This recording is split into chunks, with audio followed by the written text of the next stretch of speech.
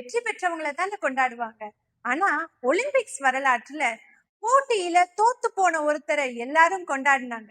தோத்து போன ஒருத்தரை கொண்டாடுற அளவுக்கு அவர் என்ன பண்ணிட்டாருன்னு தானே கேக்குறீங்க.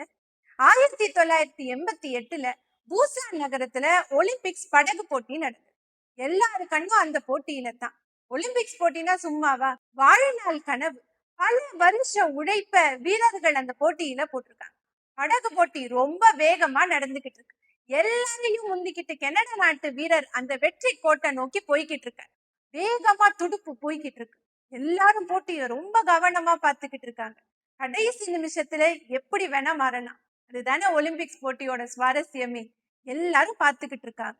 யாரோட கனவு பலிக்க போகுது. வேகமா படகு போட்டி நடந்துகிட்டே இருக்கு. கனடா நாட்டு வீரர் வெற்றி கோட்டை தொட போறார்.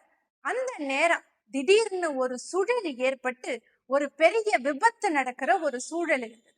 நல்ல வேலை, கனடா நாட்டு வீரர் அந்த சுழல்ல மாட்டல, தப்பிச்சு வந்துட்டார். இப்ப கிட்டத்தட்ட அவரு ஜெயிச்ச மாதிரி தான். அந்த நேரம் திரும்பி பார்த்தா சிங்கப்பூர் நாட்டை சார்ந்த படகு வீரர்கள் வந்துகிட்டு இருந்த அந்த படகு அந்த சுழல்ல மாட்டி அவங்க 2 பேரும் கீழே விழ போனாங்க. இப்ப அந்த கனடா நாட்டு வீரர் அந்த காட்சியை பாக்குறார்.